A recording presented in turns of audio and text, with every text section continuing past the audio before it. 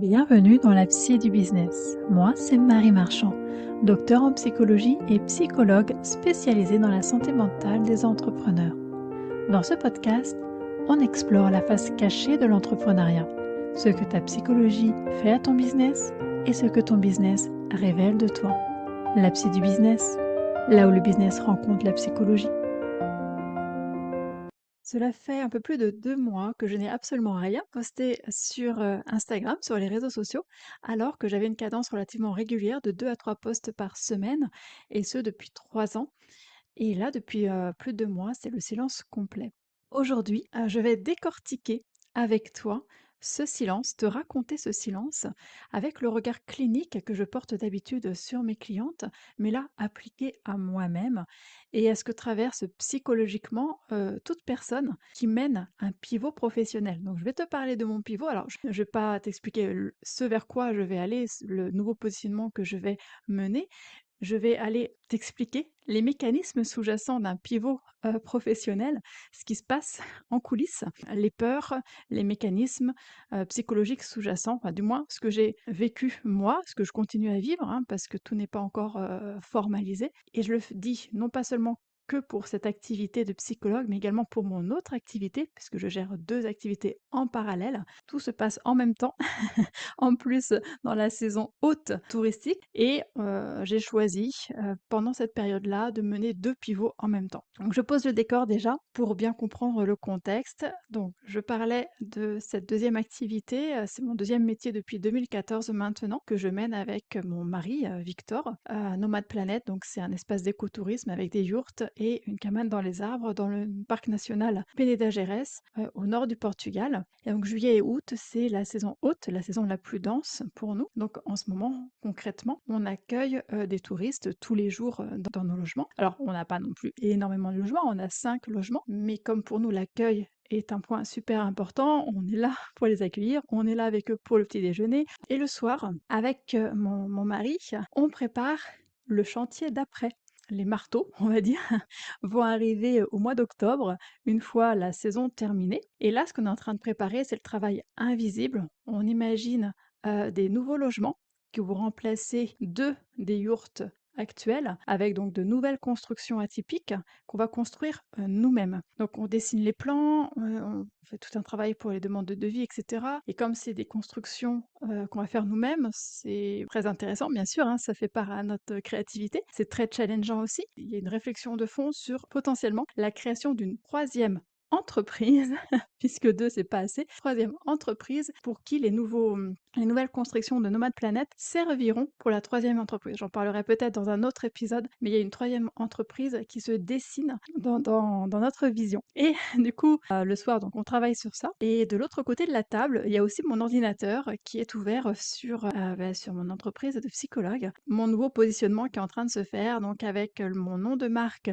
qui change. Ce ne sera plus Terraforma, mais c'est autre chose qui va arriver sur la table. Ma charte graphique qui change complètement, mon site internet qui change de fond en comble, puisque j'ai un nouveau nom de marque, du coup je fais tout le chantier en même temps. Mes offres vont totalement changer, mes offres principales vont à terme disparaître pour faire de la place pour de nouvelles offres. Les nouvelles offres ne sont pas visibles, les anciennes offres sont malgré tout encore visibles sur mon nouveau site internet. 2 chantiers sur la même table, invisibles en partie tous les 2 en ce moment, et tous les 2 en train de se préparer dans l'ombre, d'autant plus dans une période qui est pour nous forte, qui est la saison la plus dense, saison touristique. Alors il y a une chose que j'ai dite à personne jusqu'ici, il y a 3 semaines à peu près, un soir où j'étais particulièrement fatiguée, je me suis dit que j'allais tout arrêter, que j'allais revenir à ce que je connaissais, à ce que je maîtrisais, à mon offre phare, Equibusiness,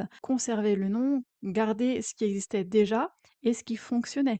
Parce que là, ce que je m'apprête à faire, c'est de supprimer une offre qui m'apporte plus de 70% quand même de mon chiffre d'affaires. Cette réflexion a duré une soirée entière, je me suis cassé la tête, j'ai même pris des carnets, j'ai écrit des choses, puis je me suis couchée sans vraiment avoir tranché. Et le lendemain matin, je n'ai rien décidé non plus. Est-ce que j'arrête, est-ce que j'arrête pas, est-ce que je continue ce pivot ou pas? J'ai juste continué à avancer sur le nouveau projet sans jamais vraiment trancher la question. J'y vais ou j'y vais pas. Je te dis ça parce qu'on parle jamais assez, je pense, de ces moments précis dans un pivot ces moments où on envisage sérieusement de faire marche arrière, sans le dire à personne, hein, avant de continuer quand même. Ça, j'y reviendrai un peu plus tard, pour expliquer les mécanismes sous-jacents. On va revenir à Instagram avec le détail complet de ce qui se passe, le détail complet de ces silences.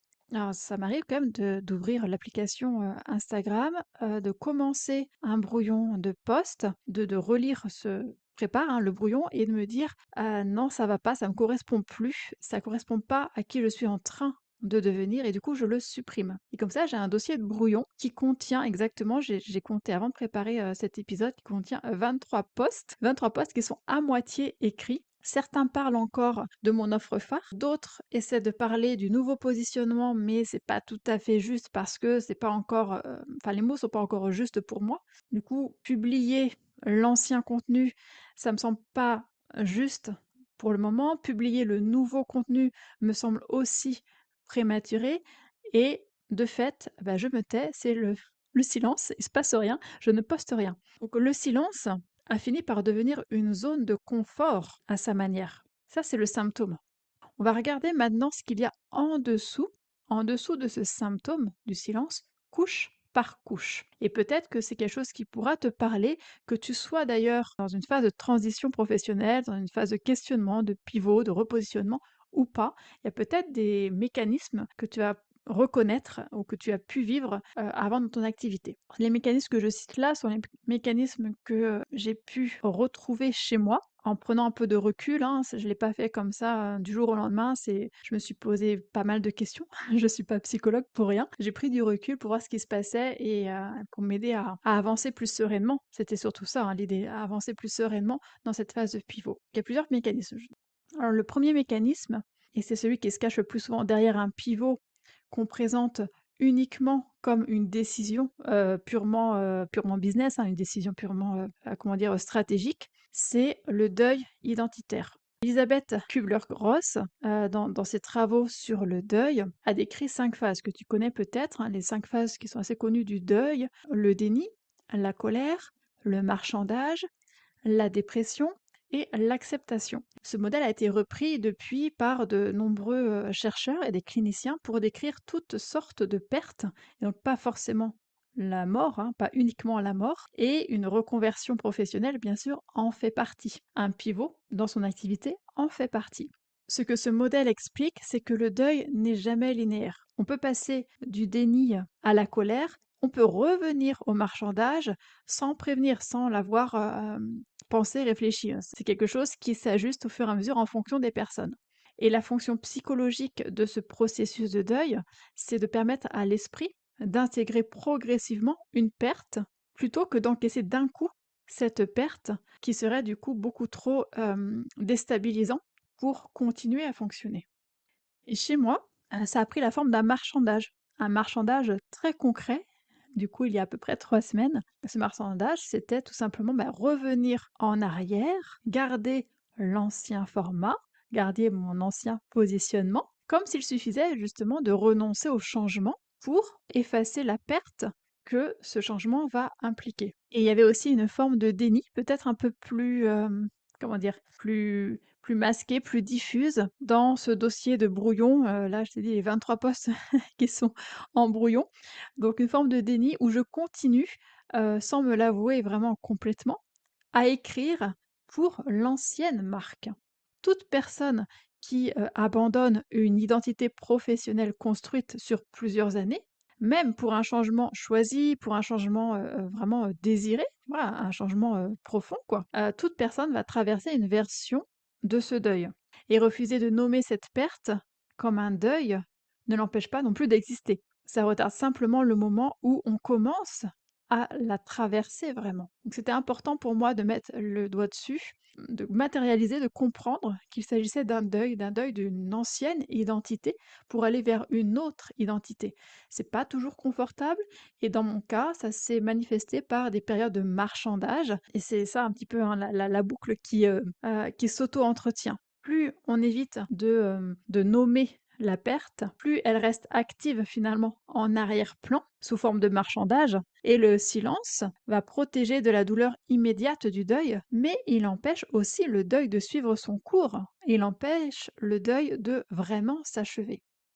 Deuxième mécanisme, c'est le moratoire identitaire. Encore une fois, je fais une référence à des chercheurs. Il y a James Marcia qui a prolongé les travaux d'Erikson sur la construction de l'identité. Il a décrit 4 statuts identitaires possibles à un moment donné de la vie. Il y a la diffusion, quand on explore mais qu'on ne s'engage pas. Il y a la forclusion, quand on adopte une identité vraiment toute faite, ce qui est souvent une identité héritée, hein, sans l'avoir vraiment explorée, on l'adopte simplement. Il y a le moratoire, ça c'est quand on explore activement une nouvelle identité en pleine crise, sans encore s'être engagé sur cette nouvelle identité, enfin du moins elle n'est pas encore stable. Et il y a l'identité accomplie, là c'est une fois que l'exploration est terminée et que l'engagement est pris pour aller vers cette nouvelle identité. Et Marcia décrivait ça surtout à l'adolescence. Mais un chercheur en psychologie des organisations, donc c'est William Bridge, a montré que toutes les transitions importantes de la vie adulte suivent un schéma relativement proche en 3 temps. Il y a une fin où on lâche l'ancienne identité. Il y a une zone neutre où on n'est plus tout à fait l'ancienne version de soi, sans être encore la nouvelle version de soi. C'est un peu l'entre-deux. Et il y a le nouveau départ, une fois que l'identité suivante est prête à se montrer. Et ce que Bridge appelle la zone neutre, bah, c'est presque exactement ce que Marcia appelle le moratoire identitaire. Ça correspond à peu près à la même chose. Et la fonction psychologique de cette zone, c'est de protéger une identité encore fragile d'un jugement extérieur prématuré. Donc, une nouvelle façon de se présenter professionnellement a besoin de se stabiliser en privé avant de pouvoir résister à toutes les critiques, je sais pas moi, aux comparaisons, aux réactions des autres. Et se montrer trop tôt, c'est aussi risquer de faire s'effondrer quelque chose qui n'a pas encore de fondation très solide. Chez moi, cette zone neutre, hein, cette zone de l'entre-deux, se manifeste très précisément justement par ces 2 mois de silence dans ma communication, notamment sur Instagram. Alors je dis juste sur Instagram puisque effectivement ma newsletter, je l'ai continuée sans forcément parler de mon pivot. Je mettais quand même quelques petits indices, hein, pour les personnes qui me lisent. Il y a eu des indices. Donc cette zone, d'entre-deux, pour moi, ça s'est manifesté donc par, ce silence sur Instagram, par le dossier de tous les brouillons que j'avais, de posts que j'avais, créés, que j'avais jamais publiés et par cette fameuse soirée où j'ai envisagé de tout arrêter. Toute personne qui est en pivot professionnel traverse une zone neutre, que ce soit, après un licenciement, une reconversion, un changement de statut ou alors un changement de marque. Et le silence qu'on observe souvent chez, un entrepreneur qui prépare un virage, c'est le temps que prend une identité pour devenir assez solide pour supporter le regard des autres. Et voilà le paradoxe. Plus la zone neutre dure, plus ce silence devient une preuve qu'il y a quelque chose à cacher, ce qui augmente encore la pression avant de parler et retarde d'autant plus la sortie de cette même zone neutre. Encore une fois, c'est une zone inconfortable. Sur le moment, je mettais ça sur le coup de la procrastination, alors que c'est pas quelque chose d'assez courant chez moi, la procrastination. En y travaillant vraiment plus en profondeur, en allant gratter là où ça fait mal, je me suis rendu compte qu'effectivement, j'étais dans cette fameuse zone neutre et que c'était inconfortable. C'était pas encore assez mature pour moi pour pouvoir l'expliquer, mais j'avais besoin, il y avait l'élan quand même d'aller vers l'avant, même si c'était encore brouillon, bref. Troisième mécanisme, et celui-là, je le connais très bien puisque c'est, aussi un des piliers, de ce que je travaille avec mes clientes, c'est, l'isolement décisionnel. Alors que le psychanalyste Donald Winnicott a introduit la notion d'environnement contenant. Donc c'est, ce cadre de sécurité relationnelle dans lequel une personne peut se développer, peut, expérimenter, peut se tromper sans que tout s'effondre. Et ce dont Winnicott parlait à l'origine pour la relation entre un enfant et son entourage proche s'applique aussi à l'âge adulte, aux périodes de transformation professionnelle. On a besoin d'un cadre relationnel qui contient l'incertitude pendant qu'on la traverse. Or, tant que ce pivot reste privé, bah, ce cadre contenant se rétrécit du coup très fortement. Et il y a une couche supplémentaire que j'avais pas vraiment anticipée. Par exemple, je fais partie d'un petit groupe de collègues, hein, thérapeutes, psychologues, coachs aussi, collègues entrepreneurs. Je peux presque rien leur montrer parce qu'elles connaissent toutes mon ancien positionnement et je suis pas assez mature, pour dévoiler mon nouveau positionnement.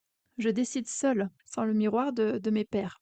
Toute personne qui prépare un changement professionnel qu'elle ne peut pas encore rendre public perd mécaniquement une partie de son cadre contenant habituel. Et c'est une conséquence structurelle du secret que le pivot impose, avant même sa révélation. Et là, il y a encore une boucle qui se forme. Plus on est isolé dans la décision, dans les décisions à mettre, de tout ce qu'on va mettre en place pour les pivots, par exemple, plus chaque choix qu'on va prendre va peser lourd, puisqu'on le prend tout seul, en fait. Et plus chaque choix pèse lourd, plus on va hésiter à en parler, même une fois que ce serait possible. Alors, quatrième mécanisme, l'hyper-responsabilité. Alors ça, je suis très forte là-dedans. Je pense que d'autres personnes le sont aussi. Pour vous expliquer un petit peu, comment dire, le mécanisme en tant que tel, il y a un psychiatre qui s'appelle Murray Bowen. Dans sa théorie des systèmes familiaux, il a décrit un phénomène qu'il appelle la réciprocité de fonctionnement. Donc dans un couple ou dans une équipe, quand une personne en fait systématiquement plus, ben l'autre, souvent sans intention, hein, en fait mécaniquement moins. Et l'équilibre du système se stabilise autour de ce déséquilibre. Et Bowen appelle ça le surfonctionnement et le sous-fonctionnement. Et là, pour vous expliquer un petit peu ce qui se passe concrètement, mon mari m'a proposé régulièrement, hein, de prendre en charge une partie de tout le travail de restructuration qu'on fait pour notre entreprise. Donc, effectivement, toute la partie construction, réflexion des matériaux, etc. Donc, ça, c'est lui qui le prend en charge puisque ça fait plus partie de son domaine. Mais il y a beaucoup d'autres points que je porte. Et il m'a dit un soir, t'es pas obligé de tout porter. Laisse-moi gérer par exemple, les devis cette semaine, laisse-moi au moins ça. Dans la précipitation, je dis: «Ben non, en gros, je peux le faire, je connais mieux que toi notre clientèle cible, en fait, ce vers quoi on veut aller, je maîtrise mieux que toi toute la stratégie business à mettre en place derrière, donc toute la partie, voilà, stratégique, je peux le faire». Ce que Bowen aiderait à voir ici, c'est que mon surfonctionnement ne laisse pas beaucoup de place à mon mari pour prendre sa part, même quand c'est lui qui propose explicitement de prendre cette place-là. Et le système entier s'organise autour de mon réflexe de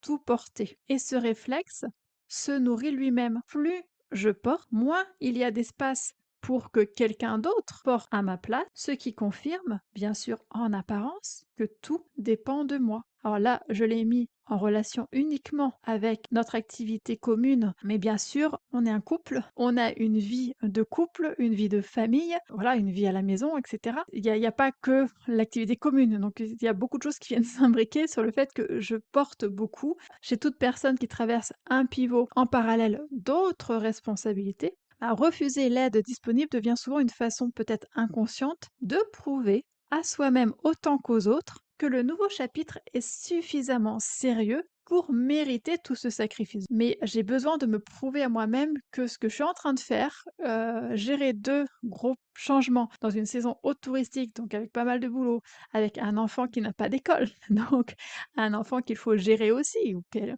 il faut proposer des activités, les vacances, il faut sortir, faut voilà. Je me dis: «Bah, c'est suffisamment sérieux pour mériter tout ça». Et voilà encore la boucle. Plus je porte toute seule, plus je m'hyper-responsabilise pour ces 2 activités, plus je m'épuise et plus l'épuisement nourrit la peur de ne pas être à la hauteur de ces 2 chantiers. Et plus cette peur me pousse à vouloir tout contrôler moi-même pour compenser. Et ce qui, bien sûr, va m'épuiser encore davantage. Ça, c'est vraiment important. Je peux même le redire parce que c'est quelque chose que je retrouve très, très souvent chez mes clientes. Donc, je me dis que les personnes qui écoutent cet épisode peuvent se retrouver là. Plus vous portez, parce que j'entends beaucoup de mamans aussi qui gèrent leur activité en parallèle. Plus vous portez seul, plus vous vous épuisez et plus l'épuisement va nourrir la peur de ne pas être à la hauteur de tout ce que vous faites, hein, de toutes les actions que vous mettez en place. Et plus cette peur va vous pousser à vouloir tout contrôler. Et contrôler pourquoi? Contrôler pour compenser. Le fait de contrôler tout, d'avoir cette forme d'hypervigilance constante, va davantage vous épuiser. Donc c'est vraiment une boucle vicieuse. Cinquième mécanisme, c'est la fusion identité-business. Donc il y a des chercheurs qui s'appellent donc Jennifer Crocker et Laura Park qui ont documenté ce qu'elles appellent les contingences de l'estime de soi. Le fait de faire reposer sa valeur personnelle sur la réussite dans un domaine précis, donc ça peut être un domaine professionnel, ça peut être relationnel, ça peut être un domaine physique, enfin, quel que soit le domaine en fait, leur travail montre que plus l'estime de soi dépend étroitement d'un seul domaine, plus chaque événement dans ce domaine devient bien sûr très chargé émotionnellement, avec un coût psychologique réel qui est tout à fait mesurable, notamment sur le niveau d'anxiété et l'humeur. Jusqu'ici, quand moi je postais sur les réseaux sociaux, je postais au nom d'une marque qui était séparée de moi. La marque, c'était Terraforma. Si un post ne marchait pas, c'était le post qui ne marchait pas. Du moins, j'ai très bien réussi rapidement à défusionner mon activité avec ma personnalité. À partir de maintenant, je change complètement. C'est mon nom, Marie Marchand, qui devient la marque elle-même.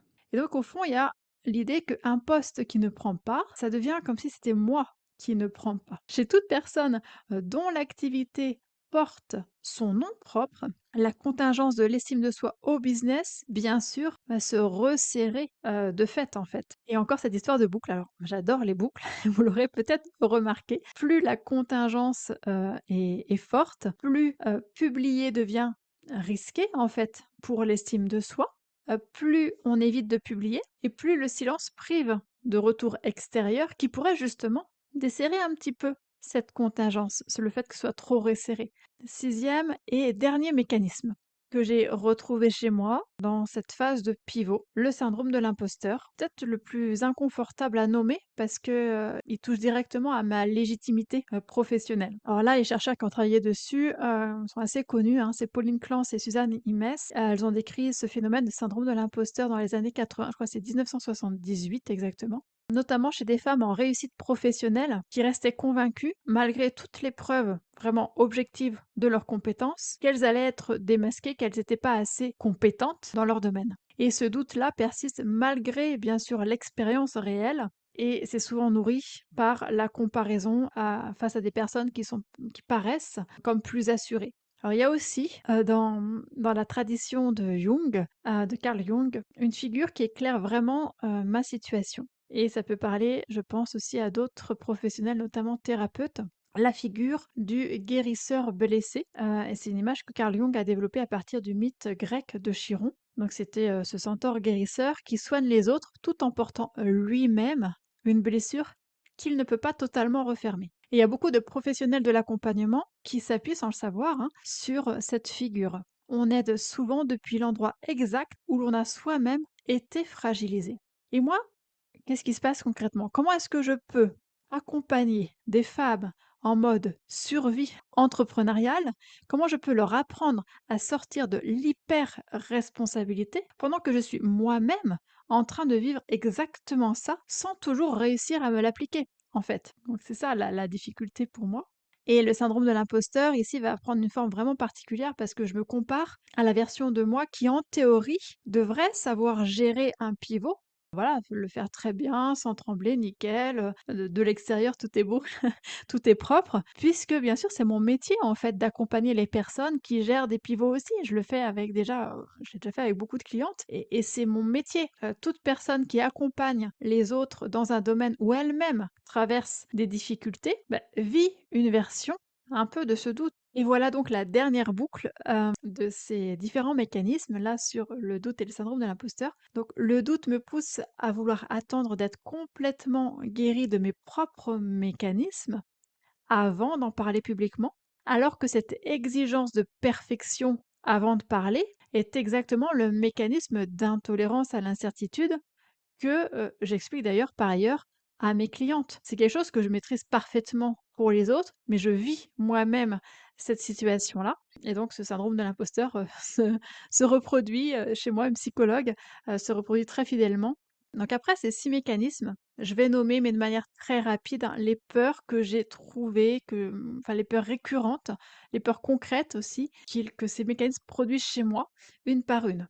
Je les nomme simplement, je ne vais pas les détailler. Première peur que j'ai retrouvée chez moi, c'est la peur que mon audience actuelle se sente, alors trahie, c'est peut-être pas le bon terme, mais, en fait, il y a des femmes qui me suivent depuis, longtemps et qui attendent pour rejoindre notamment mon programme phare Equibusiness, et je m'apprête à leur dire que ce format va disparaître. Il y a une forme de trahison, j'ai peur que voilà, du regard, du jugement derrière. Alors j'annonce les choses déjà maintenant, hein, si, vous souhaitez effectivement développer une activité rentable et épanouissante en 4 mois sans, sacrifier votre santé mentale et votre équilibre personnel, donc j'ai une approche soloprenariat. Mon programme phare, Equibusiness est voué effectivement à disparaître courant de l'année 2027. Pour l'instant, toujours disponible. Jusqu'à la fin de l'année 2026, les tarifs restent les mêmes. 1er janvier 2027, les tarifs vont augmenter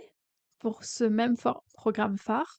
Et courant de l'année, en fonction de ce que va m'amener mon pivot, en fonction des résultats de mon pivot, donc je ne sais pas quand dans l'année, ce format-là va disparaître. Deuxième peur, une peur qui concerne le vide, financier, la perte financière, du, redémarrage en fait. Je repars de zéro, et le fait de le savoir intellectuellement parce que je sais qu'un pivot forcément ça nécessite des ajustements et que ça peut être, difficile financièrement. Le fait de le savoir et le vivre, c'est vraiment pas du tout de la même chose. Troisième peur, que j'ai repérée, c'est que Nomade Planète, mon autre entreprise, souffre de mon attention qui est divisée. Je travaille sur 2 gros chantiers en même temps. Alors bien sûr, mon mari me soutient, hein, sur ces 2 chantiers. Voilà, je travaille sur ces 2 chantiers en même temps, auxquels s'ajoute, je ne l'ai pas énoncé ici, je pense que ça fera l'objet d'un autre épisode plus tard, probablement, ça y est, je vais le dire publiquement, probablement un nouveau chantier qui est déjà en forme de maturation, actuellement entre mon mari et moi, création d'une troisième entreprise. Ça veut dire qu'actuellement, je gère 2 entreprises, dont l'une est co-dirigée avec mon mari, bien sûr, et on envisage de créer une troisième entreprise, qui sera principalement portée par mon mari, mais j'interviens dans cette troisième entreprise sur des éléments très spécifiques, mais voilà, ça reprend vraiment toutes nos valeurs, et c'est un très beau projet. Bref, quatrième peur, c'est la comparaison. La comparaison à d'autres coachs, notamment des coachs business qui ont déjà pivoté, sans forcément que ça se voit en fait de l'extérieur. Ils font leur pivot nickel, tout est beau, tout est propre, et donc j'ai tendance, c'est vrai, à me comparer à ce que les autres ont pu, mettre en place. Je vois que ce qu'ils montrent de l'extérieur, je ne vois pas tout ce qui s'est mal passé en fait, je vois pas leur propre brouillon.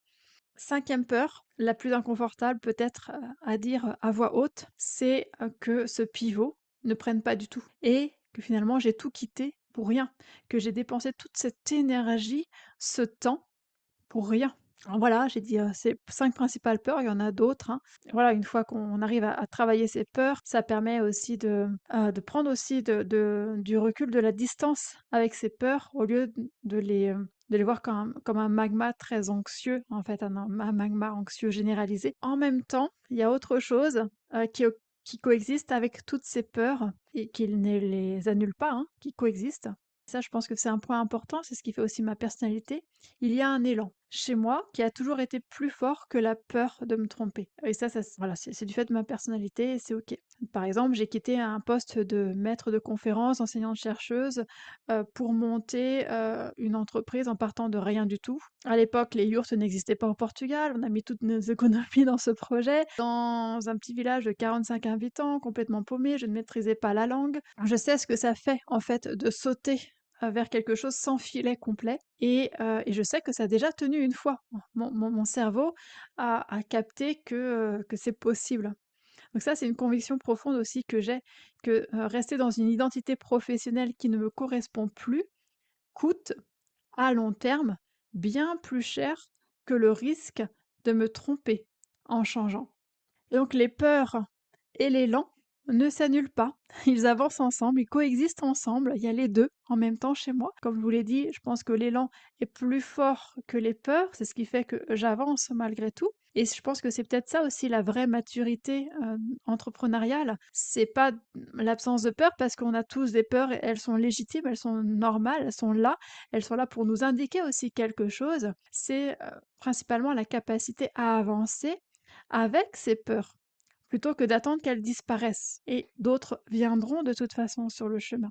La question qui m'occupe depuis déjà des semaines, tu la connais peut-être déjà si tu me suis depuis, un petit moment jusqu'ici, c'est, «Est-ce que ça va marcher ce nouveau pivot?» Alors sauf que cette question-là, forcément, elle ne mène nulle part parce qu'aucune donnée ne peut y répondre avant que le moratoire identitaire se termine, avant que je, publie vraiment en public assez longtemps pour que ça soit testé. Pour l'instant, avec cet épisode qui sort aujourd'hui, j'ai lancé publiquement mon nouveau site internet, marie-marchand.com, dans lequel on y trouve ma nouvelle charte graphique, dans lequel on retrouve mes quelques éléments, mais pas approfondis, de mon pivot, c'est-à-dire à qui je m'adresse, mais je le fais uniquement sur la page d'accueil, sans forcément approfondir les choses. On retrouve mes 2 anciennes offres principales. Les autres offres, elles ont disparu. J'annonce dans ma page service une nouvelle offre qui va avoir le jour en 2027, notamment une retraite pour entrepreneurs au Portugal dans un espace atypique, nos logements atypiques au nord du Portugal, avec une psychologue dédiée, moi-même, programme que je réserve vraiment qui va être super. Donc j'annonce ça, mais j'annonce pas les autres offres qui sont en train de se préparer en coulisses. Alors la vraie question, forcément, tu l'as compris, c'est pas est-ce que ça va marcher? C'est la question que je me posais, je me torturais l'esprit avec ça, avec ces peurs, oui, ça va pas marcher. C'est pas ça la question de fond. C'est est-ce que je peux sortir du moratoire identitaire, hein, avant d'avoir la certitude? Parce que la certitude, de toute façon, n'arrivera jamais avant d'avoir montré la chose. Et les chercheurs qui étudient l'intolérance à l'incertitude, comme Michel Dugas, montrent que ce besoin d'avoir la réponse avant d'agir s'auto-entretient exactement de la même façon que les 6 mécanismes qu'on vient de traverser, que je viens de présenter rapidement. Plus on attend la certitude, plus l'attente elle-même devient une preuve qu'il fallait attendre. Je me permets de répéter la phrase parce que ça peut être important et ça peut provoquer des déclics. Plus on attend la certitude, plus l'attente elle-même devient une preuve qu'il fallait attendre. Alors, il y a un aspect concret que je veux te partager parce que ça touche directement ma première peur, celle du coup de trahir mon audience actuelle. Sur ma liste, il y a des personnes qui envisagent depuis un moment de travailler avec moi, notamment pour mon programme phare Equibusiness ou alors pour mes prestations de consultation individuelle. Ces offres, je l'ai dit, vont être amenées à disparaître. Donc la page va se tourner hein, réellement hein, parce que je passe à autre chose. Le concret du concret, si c'est quelque chose qui te parle, donc ces 2 offres-là sont sur mon site internet. Donc les consultations à la carte vont augmenter de tarifs en date du 14 septembre, jusqu'à la fin de l'année et programme Equibusiness va augmenter les tarifs en date du 1er janvier 2027 et ensuite, bah, voilà, ces 2 offres-là vont disparaître plus tard. Alors tu l'as vu, cet épisode de podcast, c'est pas un épisode, où je t'explique, comment traverser un pivot, de manière efficace, comment être hyper performant dans ce pivot stratégique et cetera. C'est pas l'objet de l'épisode. J'ai voulu vraiment montrer les mécanismes que je traverse, les mécanismes qui sous-tendent aussi les pivots. Il y a probablement d'autres mécanismes. Après, ces mécanismes sont propres à chacun, hein. Il y a des choses qu'on peut retrouver chez des personnes et pas chez d'autres et je crois que c'est ça aussi la vraie régulation, c'est, accepter que, la légitimité ne vienne pas du résultat, mais du fait d'avoir osé le comprendre et le dire avant de savoir ce qui va se passer. Donc je le transmets ici en toute, vulnérabilité. C'est peut-être encore un petit peu brouillon, même si j'essaie de clarifier les choses avec les différents mécanismes et différentes peurs. C'est pas encore, hyper approfondi, dans cet épisode-là. S'il y a des, éléments qui t'intéressent, qui t'interpellent, que tu souhaites approfondir parce que c'est quelque chose que tu traverses toi ou que tu as traversé ou que mon regard, d'experte et de psychologue peut t'apporter quelque chose, que ce soit dans une phase de pivot ou pas, n'hésite pas à m'en faire part en me contactant par, message et on pourra échanger bien entendu très volontiers. Alors, toute dernière chose, j'aime bien terminer avec ça. Cette semaine, si tu veux observer, est-ce qu'il y a quelque part dans ta vie, un silence que tu tiens en ce moment parce que tu attends d'être sûr avant de parler? Je suis partie du silence sur Instagram. C'était le départ de l'épisode parce que je voulais partir d'un symptôme et décortiquer les choses et je te propose de voir ça de ton côté. Est-ce qu'il y a quelque part un silence que tu maintiens, que tu nourris parce que il se passe quelque chose en dessous qui est pas encore assez confortable pour toi? Je te demande bien sûr de ne surtout pas forcément rompre ce silence cette semaine, hein, mais juste de repérer où il se situe ce silence et peut-être quels sont les mécanismes qui peuvent le nourrir derrière. C'est toujours par là que ça commence. Si cet épisode t'a parlé, abonne-toi et laisse un avis. Tu peux aussi télécharger le diagnostic gratuit sur les 6 signaux à ne pas négliger pour ta santé mentale entrepreneuriale sur mon site. Tu trouveras les informations dans la description de cet épisode. La psy du business, parce que soigner l'entrepreneur, c'est libérer l'entreprise. À très vite.